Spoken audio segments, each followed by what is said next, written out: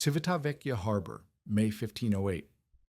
While Italian builders rushed to complete harbor walls using standard lime mortar in just 18 months, master builder Antonio Cordiani was still testing volcanic ash samples with a magnifying lens.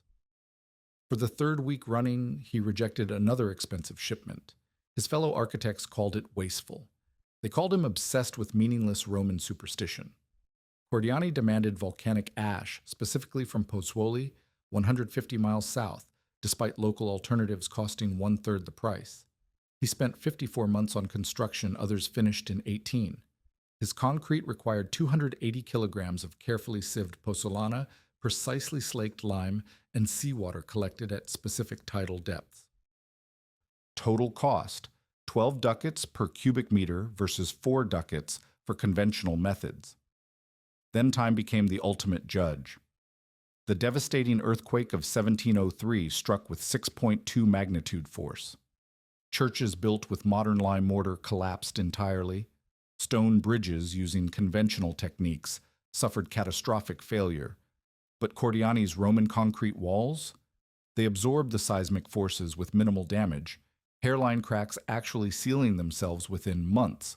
By 1950, material testing found his concrete had reached 48 megapascals compressive strength, nearly double modern Portland cement's design strength. What did he understand about chemistry and time that put medieval knowledge 1,800 years ahead of industrial concrete? And how did his impossible Roman recipe create structures that literally grow stronger with age when modern buildings crumble after decades? If you value stories of medieval engineering that modern science finally validated, make sure to subscribe. We've got more documented accounts worth discovering. The morning mist clung to Civitavecchia's harbor as Antonio Cordiani knelt beside yet another pile of rejected volcanic ash, his weathered hands sifting through samples that had cost Pope Julius II's treasury more than most Italian craftsmen earned in half a year. The shipment for Monte Compatri lay scattered across the wooden dock planks, each grain examined under his precious magnifying lens, a tool that marked him as either exceptionally dedicated or dangerously obsessed, depending on whom you asked in the papal court. Lorenzo Bramantino, architect of the recently completed Genoa harbor, watched from beneath the harbor master's loggia with barely concealed disdain as Cordiani dismissed another cartload of perfectly serviceable volcanic material. Too much iron oxide, Cordiani announced to his assistant, Francesco, who dutifully recorded the rejection in the guild ledger that had grown thick with similar entries over the past 3 months. The volcanic ash contained traces of reddish mineral deposits that would compromise the concrete's long-term chemical stability, a concern that seemed abstract to everyone except the master builder who had spent 15 years studying preserved Roman manuscripts in the Abbey of Saint-Denis' scriptorium. While other Italian builders measured volcanic ash by the cartload and mixed it fresh from whatever quarry offered the best price, Cordiani demanded samples from specific geological formations around Pozzuoli, where Mount Vesuvius had created the precise mineral composition that ancient Roman engineers had specified in texts dating back 8 centuries. The financial implications of Cordiani's standards had become a source of bitter controversy throughout the papal administration. Each cubic meter of his concrete required 280 kilograms of volcanic ash ground to pass through silk cloth with exactly 180 threads per inch, 420 kilograms of lime that had been slaked while still hot from the kilns, and aggregate stones broken to specifications so precise that the masons complained about wasted materials. His total cost per cubic meter reached 12 gold ducats compared to 4 ducats for the lime mortar mixture that Lorenzo Bramantino had used successfully at Genoa, Naples, and 3 other major Italian ports during the previous decade. Cardinal Alessandro Farnese had already questioned whether the harbor reconstruction budget could sustain such extravagance, particularly when Bramantino's conventional methods had proven entirely adequate for contemporary shipping requirements. The mockery from fellow craftsmen had intensified as Cordiani's preparation methods stretched from weeks into months without a single foundation stone being laid. Local stone masons gathered each morning to observe the spectacle of the master builder conducting what they called alchemical rituals with his volcanic ash samples. Giovanni Di Marco, who had built harbor fortifications for the Venetian Republic, openly declared that these Roman superstitions waste precious construction seasons while real builders complete entire jetties. Even Cordiani's own apprentices began questioning whether their master's obsession with ancient texts had led him into elaborate self-deception about construction methods that every practical builder knew were unnecessarily complex. The scientific basis for Cordiani's demands remained incomprehensible to contemporary observers, but his guild training under Fra Benedetto Marcelli had revealed the chemical principles that governed Roman concrete's superiority. The volcanic ash had to contain between 45 and 65% silica, 10 to 20% alumina, and less than 10% iron oxide to achieve the pozzolanic reaction that would continue strengthening the concrete for centuries after construction. Medieval builders described this process as the marriage of fire, earth, and seawater that grows stronger with age, though they understood the practical requirements without grasping the underlying chemistry that modern materials science would later validate. Cordiani's rejection of inferior ash samples protected against sulfate attack and alkali silica reactions that would eventually destroy concrete made with contaminated materials. The seawater collection procedures that Cordiani specified seemed equally absurd to practical builders who had always treated salt exposure as destructive to masonry construction. His instructions demanded seawater drawn at the third hour after high tide, from depths of 4 men's height, avoiding storm-stirred waters that carry sand, requirements that forced his crew to schedule concrete mixing around tidal cycles and weather patterns rather than construction convenience. The salt content had to measure within specific ranges that guild records indicated through taste tests and visual inspection of crystallization patterns, methods that seemed primitive to Renaissance architects who prided themselves on mathematical precision. Yet these primitive techniques ensured optimal chloride levels that would accelerate beneficial chemical reactions while avoiding the excessive salt concentrations that would eventually corrode steel reinforcement in later concrete formulations. By late summer 1508, Cordiani's methodical preparation had consumed nearly 6 months without producing visible construction progress, while comparable harbor projects advanced rapidly using conventional methods.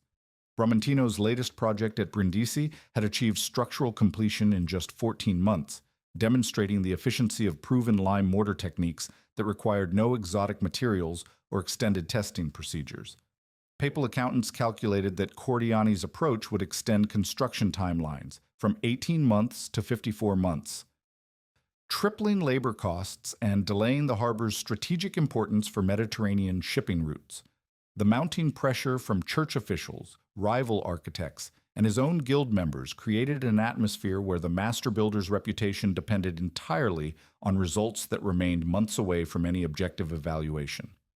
As autumn approached and the first harbor wall sections finally began rising from Cordiani's meticulously prepared foundations, the concrete appeared identical to conventional construction, despite its extraordinary material costs and extended preparation time. The mixture achieved working strength in 28 days, matching the performance of standard lime mortar while requiring wooden forms to remain in place twice as long as normal practice. Critics pointed to the apparent similarity as evidence that the expensive Roman methods produced no measurable improvement over contemporary techniques, though Cordiani maintained that the concrete's true superiority would only become apparent through decades of service that would test both formulations against time's ultimate judgment. The chemical transformation occurring within Cordiani's harbor walls remained invisible to 16th century observers, but the master builder's guild manuscripts contain detailed descriptions of processes that modern materials science would later identify as aluminum tobermorite crystal formation. When his carefully prepared lime mixed with volcanic ash in the presence of seawater, the high alkalinity environment dissolved silica and alumina compounds at the molecular level, creating calcium silicate hydrate gel that would bind the aggregate into monolithic concrete. The pH levels reached 12.5, matching the caustic conditions that ancient Roman engineers had achieved empirically through their precise lime slaking procedures and volcanic ash selection criteria that Cordiani now replicated with obsessive attention to medieval guild records. Fra Benedetto Marcelli's experimental work at the Abbey of Saint Denis had established the critical importance of proportions that seemed arbitrary to contemporary builders, but reflected sophisticated understanding of chemical reactions. The 1 to 2 to 3 ratio, 1 part lime, 2 parts pozzolana, 3 parts aggregate, created optimal conditions for pozzolanic activity while providing sufficient unreacted materials to sustain chemical processes for centuries. The lime required hot mixing while still caustic from burning rather than storage as dry powder, a requirement that forced Cordiani's crew to coordinate concrete production with kiln operations and transport schedules that conventional builders avoided through simpler materials handling. The volcanic ash grinding specifications demanded fineness that would pass through cloth sieves with 180 threads per inch, achieving particle sizes where 85% would dissolve in alkaline solution while avoiding excessive surface area that would consume too much lime. The seawater collection procedures that had drawn mockery from practical builders served essential chemical functions that medieval craftsmen understood through empirical observation rather than molecular theory. Drawing water at specific tidal stages ensured consistent salt concentrations without the sand and organic matter that would interfere with chemical bonding, while the depth requirements avoided surface contamination and achieved optimal mineral content. The Guild records specified that seawater should produce white crystals without brown staining when evaporated in copper vessels, a test that identified proper chloride levels and absence of iron compounds that would discolor the finished concrete. These seemingly mystical requirements translated into precise chemistry that created ideal conditions for ongoing pozzolanic reactions that would continue strengthening the concrete matrix for centuries after construction. The initial strength development in Cordiani's concrete matched conventional lime mortar performance exactly, reaching 25 megapascals compressive strength after 30 days of curing. Contemporary observers noted no visible differences between the expensive Roman formula and standard construction methods, leading critics to question whether the elaborate preparation procedures produced any practical benefits beyond satisfying the master builder's obsession with ancient precedents.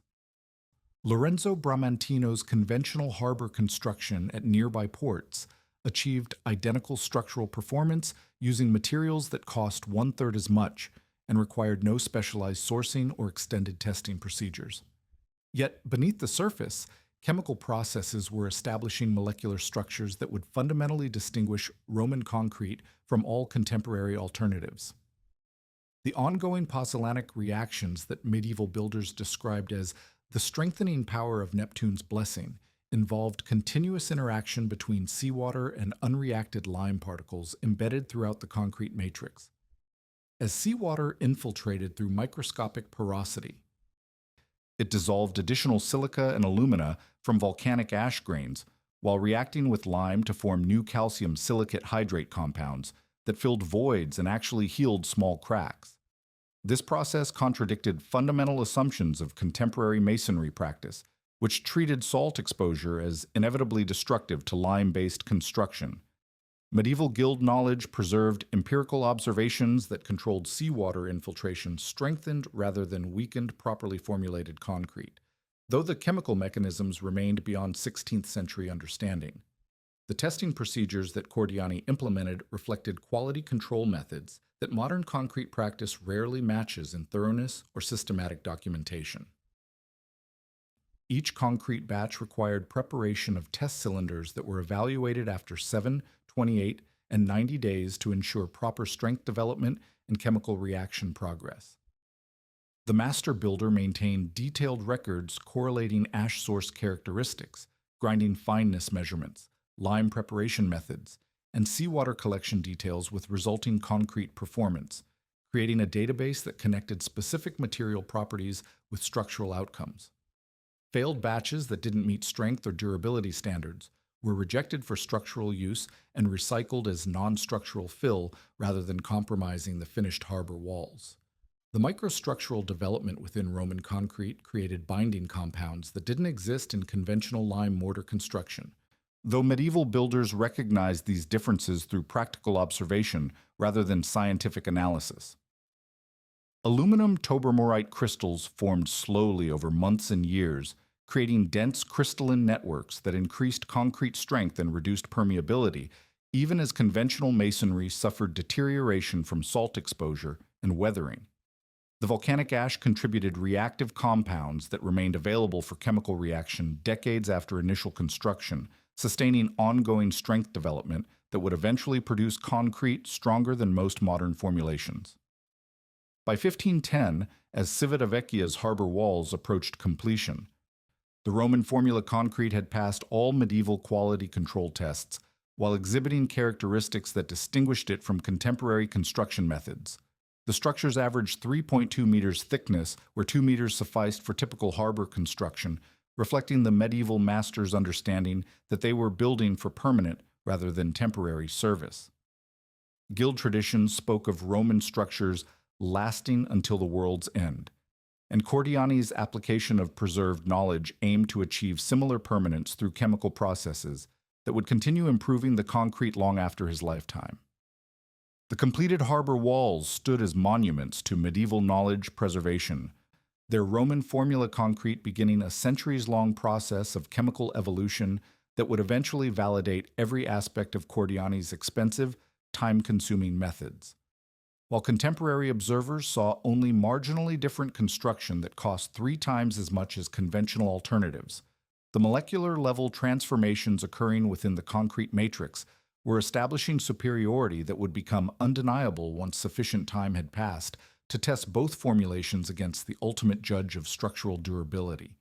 By 1580, 70 years after completion, Civitavecchia's harbor walls had begun demonstrating the prescience of Cordiani's expensive methods through measurable performance differences that silenced earlier criticism.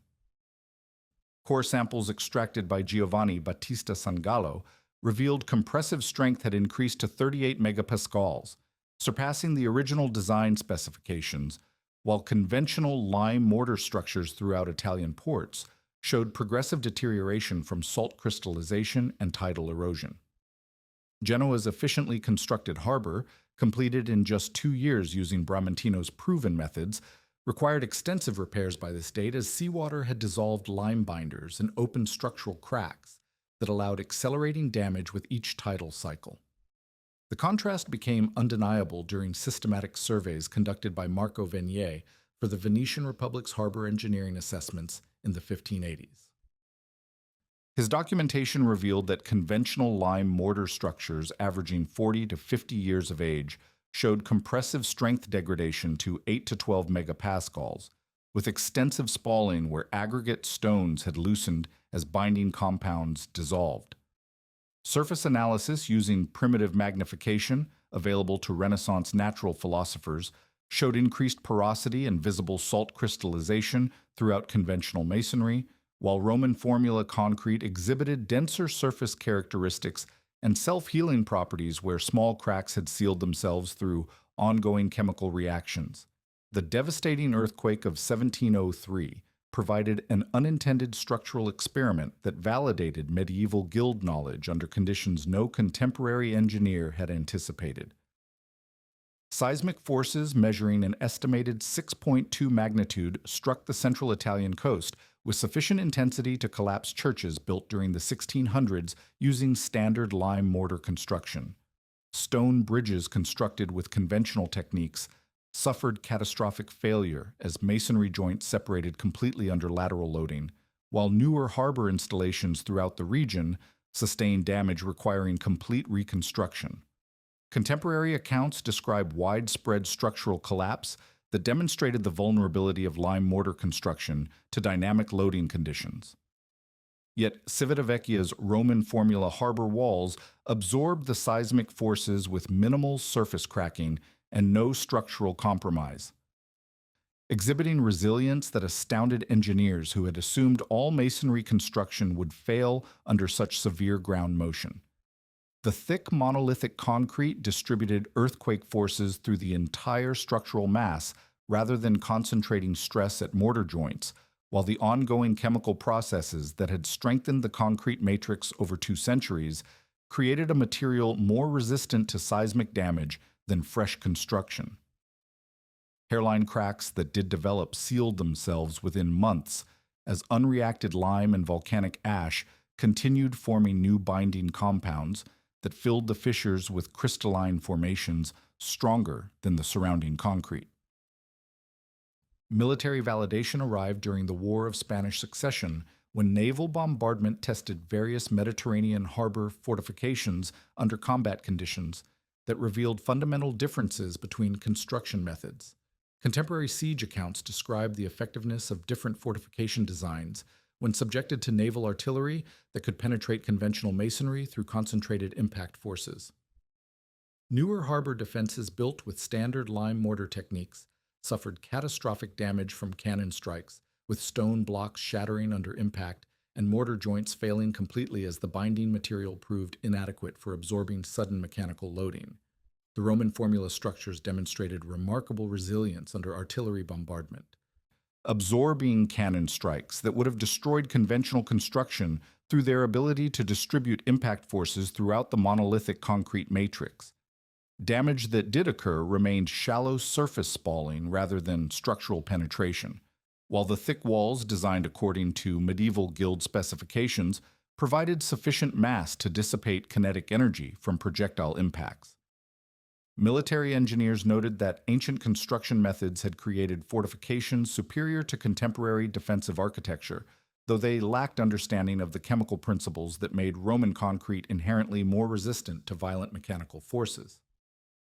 Recognition of the ancient method's superiority began emerging among Italian architectural authorities by 1750, when Giuseppe Valadier published treatises noting that Roman-era structures consistently outperformed contemporary work despite the passage of centuries since their construction. His systematic documentation compared structural condition, maintenance requirements, and performance characteristics across harbor installations throughout the Italian peninsula, revealing patterns that contradicted assumptions about technological progress. Ancient concrete showed increasing durability over time, while modern construction required continuous expensive maintenance to prevent accelerating deterioration from environmental exposure. Papal engineering surveys conducted in 1780 officially recommended returning to Roman concrete methods for marine construction projects, despite initial costs averaging 60% higher than conventional lime mortar techniques. The economic analysis demonstrated that life cycle expenses favored ancient methods overwhelmingly when calculated over the centuries-long service life that Roman formula concrete provided compared to the decades-long durability of standard construction. Harbor walls built using Cordiani's methods had required no major repairs after 2 centuries of service, while conventional installations needed complete reconstruction every 50 to 70 years. The superior performance extended beyond simple durability measurements to encompass structural characteristics that medieval builders had understood empirically but couldn't explain scientifically. Roman concrete exhibited self-healing properties where environmental exposure actually strengthened the material through ongoing chemical reactions, contradicting fundamental assumptions that salt water inevitably damaged masonry construction. The volcanic ash continued reacting with lime and seawater for centuries after initial construction, creating new binding compounds that filled microscopic voids and increased structural density rather than allowing progressive deterioration. By the end of the 18th century, the pattern had become mathematically demonstrable through comparative analysis of construction performance across multiple Italian ports. Structures built using Roman concrete formulas showed measurable strength increases over time, with compressive testing revealing continued improvement decades after construction when conventional masonry exhibited predictable degradation curves. The ancient knowledge that medieval guilds had preserved through manuscript traditions and apprenticeship systems had proven objectively superior to contemporary construction practice, though the chemical principles underlying this superiority remained beyond 18th century scientific understanding. The vindication of Cordiani's expensive, time-consuming methods was complete in empirical terms, with Roman formula concrete demonstrating 2 centuries of superior performance that justified every aspect of the elaborate preparation procedures that had drawn mockery from practical builders. Yet the most dramatic validation lay ahead. as industrial civilization would attempt to improve upon medieval knowledge through manufacturing processes that promised greater efficiency while inadvertently abandoning the chemical principles that made ancient concrete superior to all subsequent formulations. Joseph Asden's patent for Portland cement in 1824 promised to revolutionize construction through industrial processes that could produce consistent concrete strength in just 28 days, eliminating the months-long curing periods that had made Roman methods seem impractically slow for modern commercial demands. The new manufacturing technique heated limestone and clay to precise temperatures in controlled kilns, creating standardized cement powder that mixed with water and aggregate to achieve predictable structural properties without requiring exotic volcanic ash sources or elaborate testing procedures. By 1860, Portland cement dominated European construction, as engineers embraced its reliability, uniform performance, and rapid setting characteristics that allowed project completion schedules impossible with traditional lime-based methods. The industrial concrete revolution gained momentum between 1880 and 1920 as major European ports rebuilt their infrastructure using Portland cement formulations that seemed to validate modern engineering superiority over ancient techniques. Hamburg's massive harbor reconstruction employed reinforced concrete construction that achieved 28-day compressive strengths of 25 to 30 megapascals, matching what Roman concrete had required months to develop, while proceeding at construction rates 10 times faster than medieval methods. Rotterdam and Marseille followed with extensive harbor works designed for centuries of service, using the new industrial material that promised to make ancient construction knowledge definitively obsolete through scientific manufacturing processes. Initial performance data supported industrial concrete's apparent advantages as construction proceeded rapidly and structures achieved design specifications within predictable timeframes. Engineers celebrated the elimination of unpredictable variables that had plagued traditional construction, including volcanic ash quality variations, lime slaking inconsistencies, and seawater collection requirements that seemed primitive compared to controlled factory production of standardized cement. Cost reductions averaged 60% compared to Roman methods when extended preparation times and exotic material sourcing were eliminated, while construction schedules shortened dramatically through industrial concrete's rapid strength development and simplified mixing procedures. Yet troubling patterns began emerging in Portland cement marine structures by the 1930s as chemical processes, fundamentally different from Roman concrete reactions, produced unexpected deterioration.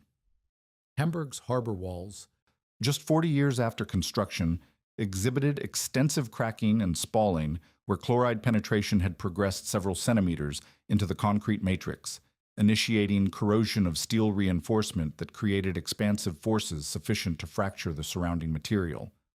Chemical analysis revealed that Portland cement's composition created different reaction products than volcanic ash-lime combinations, producing concrete that weakened rather than strengthened when exposed to seawater over extended periods.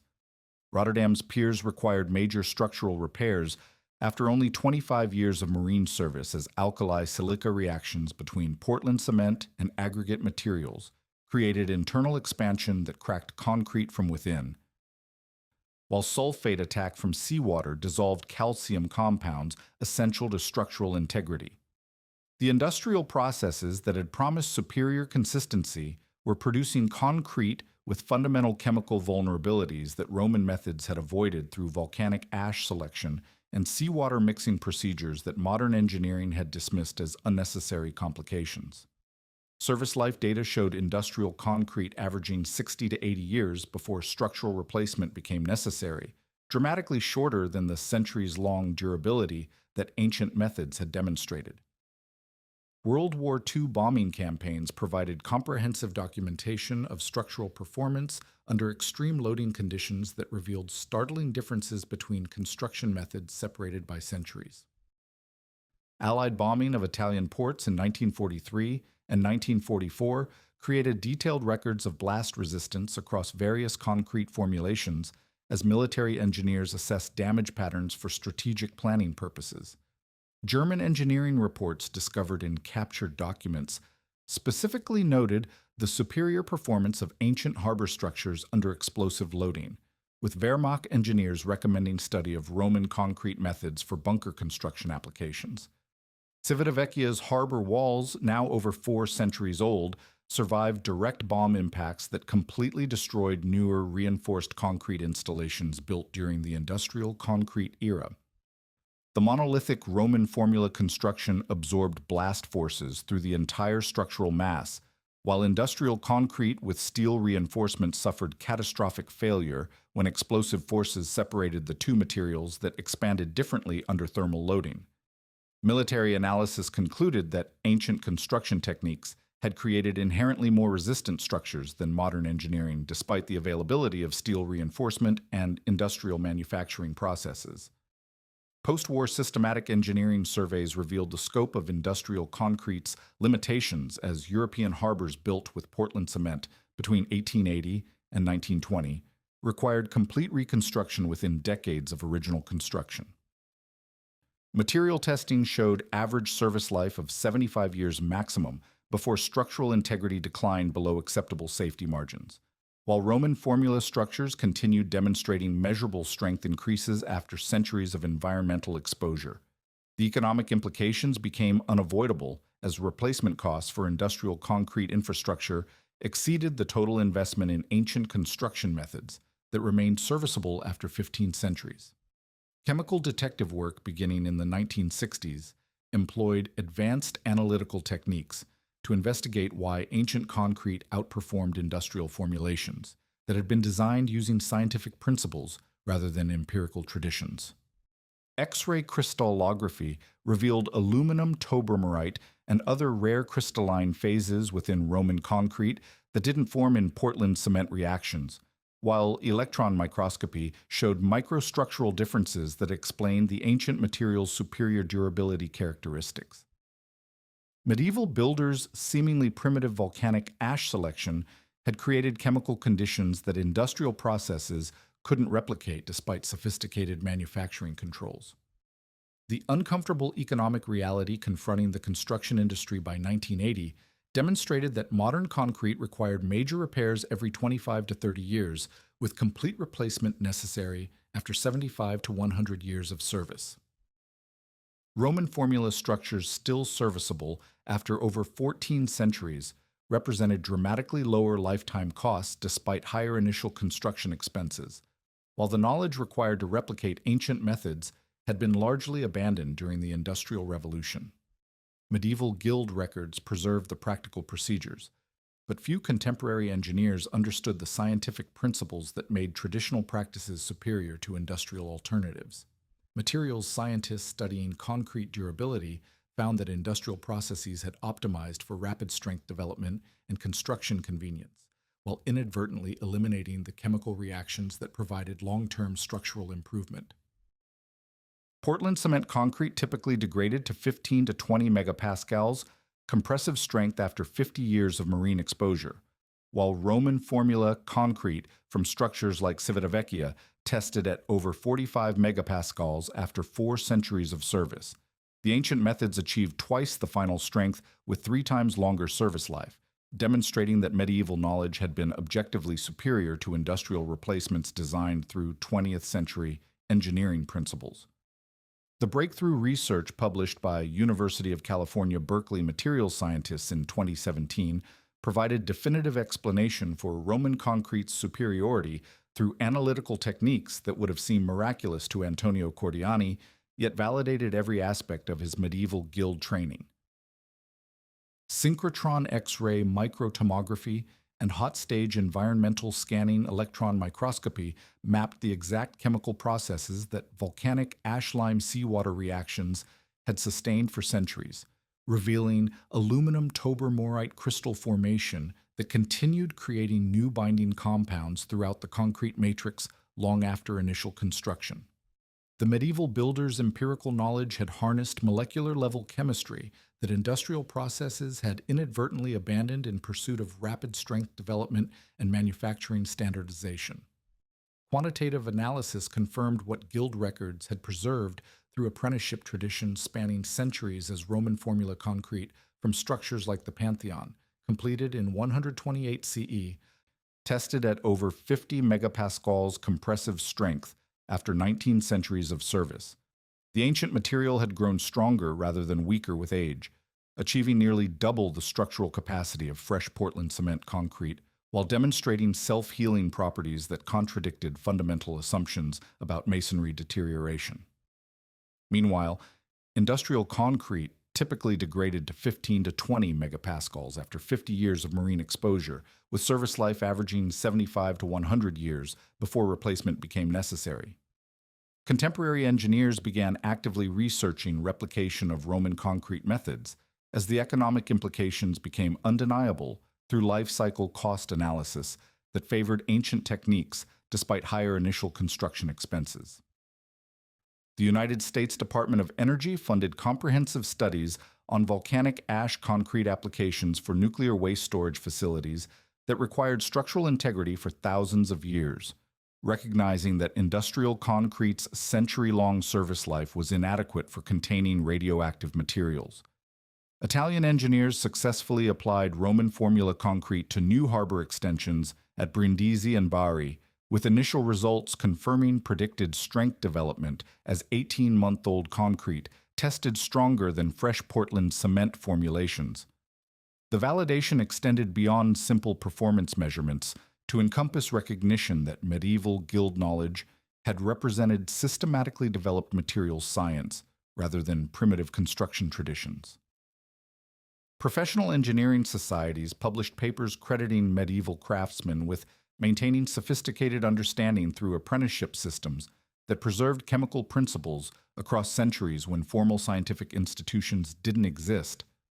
Requirements that had seemed like superstitious ritual, specific volcanic ash sources, extended testing procedures, seawater collection protocols, now read like advanced quality control specifications that matched or exceeded modern concrete standards. Medieval construction records that Fra Benedetto Marcelli had maintained at the Abbey of Saint-Denis revealed systematic experimentation that modern research validated in precise detail. The monk's documentation of mixing ratios, curing procedures, and strength testing protocols aligned perfectly with contemporary understanding of pozzolanic chemistry, while their rejection criteria for inferior materials matched scientific specifications for optimal volcanic ash composition. Even seemingly mystical requirements like collecting seawater at specific tidal stages corresponded to achieving proper chloride concentrations and mineral content that enhanced rather than degraded concrete performance over extended time periods. The fundamental lesson transcended construction technology to reveal broader truths about traditional knowledge preservation and the assumptions underlying technological progress. Medieval builders hadn't maintained Roman methods through ignorance or resistance to innovation, but because centuries of empirical testing had proven their superiority over alternative approaches. The guild system had functioned as a sophisticated research and development network that continuously refined ancient techniques while preserving essential chemical principles through practical procedures that apprentices could master without understanding molecular theory. Contemporary materials science approached ancient techniques with newfound respect, as researchers recognized that traditional methods often embodied sophisticated understanding developed through systematic experimentation over extended periods. Rather than assuming modern knowledge automatically surpassed historical practices, scientists began studying ancient construction systematically to decode the principles that made traditional techniques superior to industrial replacements. The Roman concrete revolution represented integration of medieval chemical knowledge with contemporary analytical capabilities and construction methods rather than simple reversion to historical practices. Modern applications demonstrated that ancient principles could be enhanced through scientific understanding while maintaining the essential characteristics that provided superior durability. Engineers developed quality control procedures that combined medieval testing methods with modern analytical techniques, using X-ray diffraction to verify volcanic ash composition while maintaining traditional mixing procedures that ensured proper chemical reactions. Construction projects employed contemporary equipment and safety standards while following mixing ratios and curing procedures that medieval guilds had refined through centuries of practical experience. The measurable vindication was comprehensive, as Roman formula structures averaged 1,500 years service life. versus 75 to 100 years for Portland cement concrete, with compressive strengths that increased rather than decreased over time. Self-healing chemistry turned environmental exposure from destructive force into strengthening mechanism as seawater infiltration continued pozzolanic reactions that filled microscopic voids and actually improved structural integrity. Medieval builders had achieved what modern concrete technology still struggled to match through permanent construction that literally grew stronger with age rather than requiring continuous maintenance to prevent deterioration. 5 centuries after Antonio Cordiani faced mockery for his expensive, time-consuming methods, his harbor walls at Civitavecchia stood as monuments to medieval wisdom validated by 21st century materials science. The ancient concrete continued its chemical evolution, achieving compressive strengths over 50 megapascals, while newer structures built with industrial concrete required replacement after decades of service. Core samples revealed ongoing strength development as aluminum tobermorite crystals continued forming throughout the concrete matrix, demonstrating that the master builder's understanding of concrete that grows stronger with time had been literally accurate rather than metaphorical description. The old ways had endured not because they represented tradition, but because they had always been superior, medieval knowledge that industrial civilization had temporarily abandoned before scientific analysis finally confirmed what guild craftsmen had known empirically for over a millennium.